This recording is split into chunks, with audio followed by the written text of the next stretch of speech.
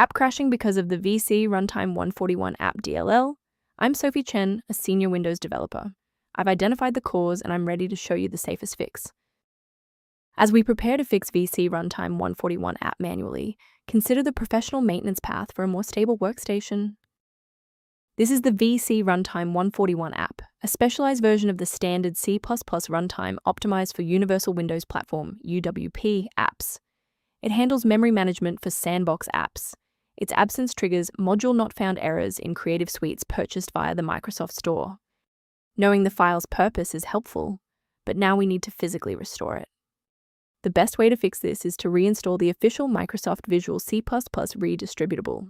Head to the Microsoft website, download both the x86 and x64 versions of the latest Visual C++ redistributables, and run the installers to replace the missing file. If you're still seeing the missing file notification, we should attempt to force a synchronization between the software and the OS. A system reboot is a reliable way to clear away zombie processes that might be interfering with VC Runtime 141 app. It's a low-impact step that ensures your operating system is starting with a synchronized environment. Before you restart, please bookmark this video or click the like button so that it's waiting for you in your library for the next step. I know it's frustrating if the restart didn't work, but don't worry. We have a more advanced solution ready. If you need to pause the video to take a breath, please do.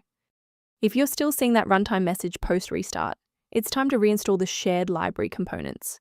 First, go to Control Panel, then select Programs and Features.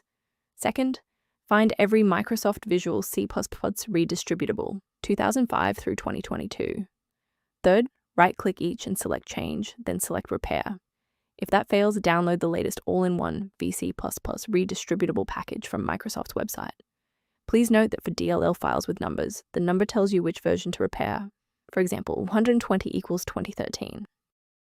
Before concluding, I want to address a critical security consideration for maintaining your system's integrity.